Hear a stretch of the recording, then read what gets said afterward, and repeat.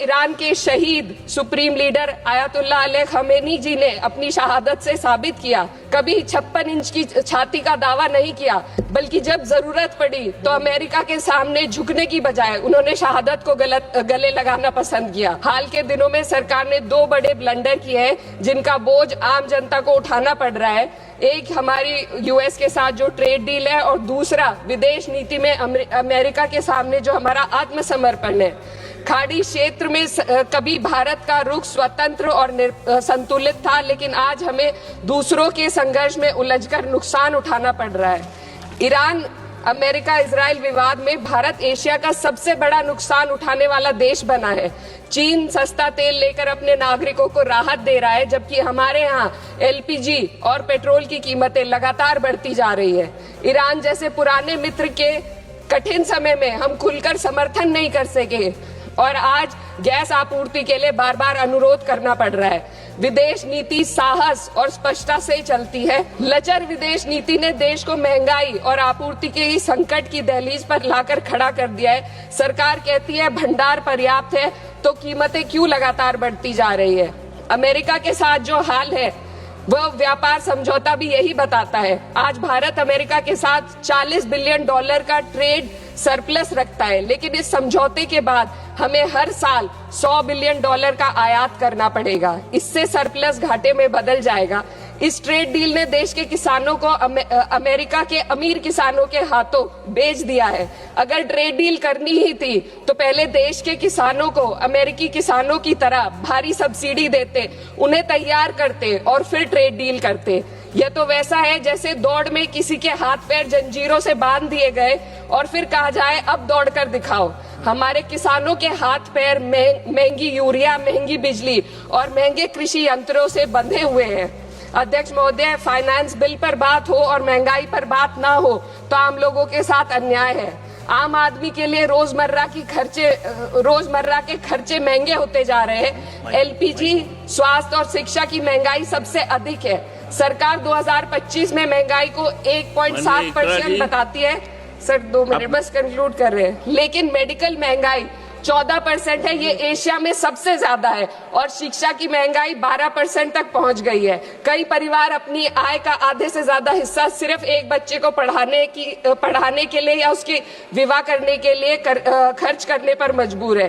पिछले बजट में वित्त मंत्री ने एम्प्लॉयमेंट लिंक्ड इंसेंटिव स्कीम की घोषणा की थी। उम्मीद थी इससे 4 करोड़ नौकरियां बढ़ेंगी। 2 लाख करोड़ का बजट भी दिया गया, लेकिन ये योजना एक भी युवा को नौकरी देने में असफल रही। इसी तरीके से पीएम इंटर्नशिप स्कीम का हाल भी यही है। 1.6 लाख का ऑफर दिया गया। Sir 2 minute. 16,000 युवाओं ने ज्वाइन किया, आधे से ज्यादा बीच में छोड़कर चले गए और अंत में सिर्फ 95 युवाओं को नौकरी मिली। सरकार ने चुपचाप इसका बजट 95% घटा दिया।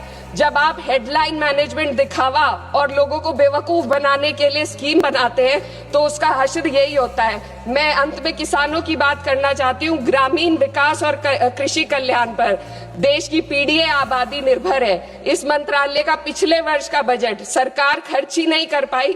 53,000 करोड़ ग्रामीण विकास और 7,000 करोड़ कृषि कल्याण के लिए बेकार पड़ा रहा। गांव, किसान और मजदूर मदद की उम्मीद कर रहे थे, लेकिन सरकार हाथ पैर बांधे बैठी रही। अध्यक्ष महोदय, इसलिए मैं इस सदन से मांग करती हूं कि इस वित्त विधेयक को खारिज किया जाए। 2019 की कॉर्पोरेट टैक्स कटौती को वापस लिया जाए। सामाजिक क्षेत्र पर खर्च को कम से कम जीडीपी का 6 से 8% तक बढ़ाया जाए। हर पूंजीगत खर्च को रोजगार सृजन से जोड़ा जाए और वास्तविक एमएसपी का ग्रामीण सुरक्षा सुनिश्चित की जाए। इससे कम कुछ भी 140 करोड़ भारतीयों के साथ धोखा होगा जिन्होंने हमें चुना है। महोदय, ये जनता सब देख रही है। इस सदन को तय करना होगा कि हम कॉर्पोरेट कल्याण के हक में काम करेंगे या जनता के कल्याण में। ये विकसित भारत या युवा शक्ति का बजट नहीं है, ये एक धोखे का बजट है जिसे रिकॉर्ड आवंटन, वित्तीय अनुशासन, समावेशी विकास की पुरानी भाषा में लपेटकर पेश किया जा रहा है। मैं इसकी सच्चाई को सरल शब्दों में सामने रखना चाहती हूँ, क्योंकि भारत की जनता सिर्फ नारे की नहीं, सच्चाई की भी हकदार है। सबसे पहले जिस वित्तीय अनुशासन की बात सरकार कर रही है, मैं ये बताना चाहती हूँ सदन को कि वो अनुशासन समाज कल्याण और राजस्व में कटौती करके हासिल किया गया है। इस सरकार बजट के आकार को जोर शोर से बड़ा बता रही है, लेकिन गरीबों के कल्याण के लिए बजट में घुटन है। उनके लिए खर्च का दायरा लगातार सिकुड़ रहा है। देश पर कुल कर्ज जीडीपी का करीब 55% है। ब्याज भुगतान में ही बजट का लगभग 1/4 हिस्सा चला जाता है, जो कुल राजस्व का 40% है। आम आदमी को इस बजट साइज से कोई फायदा नहीं। यह साइज पुराने कर्ज चुकाने के काम आ रहा है, गरीबों के कल्याण में नहीं। अध्यक्ष महोदय, सरकार ने 2019 में कॉर्पोरेट टैक्स में उद्योगपतियों को छूट दी थी और कहा था कि 30% टैक्स घटाने से निवेश और रोजगार बढ़ेगा। बाद में आरबीआई की रिपोर्ट ने स्वीकार किया कि कंपनियों ने लगभग 1.5 लाख करोड़ के लाभ का उपयोग कर्ज चुकाने, नकदी जमा करने और बकाये बायबैक में किया, न कि नए निवेश या रोजगार में। कॉर्पोरेट टैक्स टू जीडीपी अनुपात घटा है, मुनाफा बढ़ा, लेकिन रोजगार ठहर गया है। ऑटोमेशन और ठेका श्रम ने स्थायी नौकरियों की जगह ले ली। आज भी एमएसएमई को कर्ज नहीं मिल रहा। युवाओं में बेरोजगारी बनी हुई है और असमानता लगातार बढ़ती जा रही है।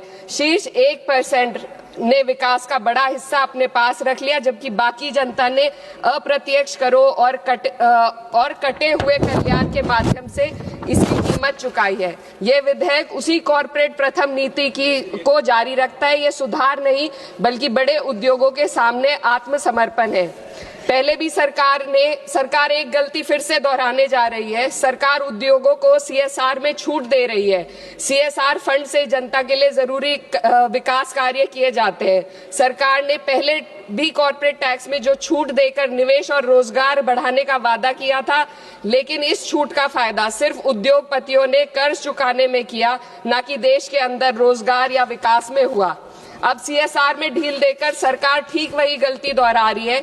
इससे स्कूल, सड़क और अस्पताल जैसी बुनियादी विकास कार्यों पर फर्क पड़ेगा। इनकम टैक्स और जीएसटी आज देश की कुल आमदनी का 65% है।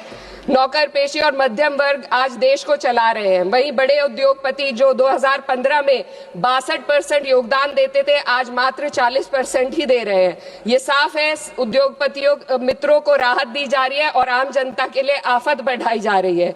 पिछले 1 दशक से मजदूरी बिल्कुल नहीं बढ़ी। पहले छोटे से छोटा आदमी अपनी मजदूरी बचाकर डाक खाने में जमा करता था। आज 2 वक्त की रोटी का इंतजाम भी मुश्किल हो गया है।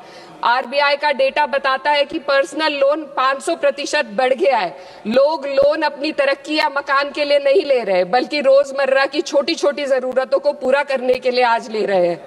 इस फाइनेंस बिल ने देश के सबसे कमजोर वर्गों के विकास, कल्याण और रोजगार सृजन के लिए कोई समाधान नहीं दिया। आय बढ़ाने का कोई रोड मैप नहीं है। युवाओं की नौकरियों का सपना टूटता जा रहा है। अध्यक्ष महोदय, देश की अर्थव्यवस्था कई फैक्टर्स पर निर्भर करती है।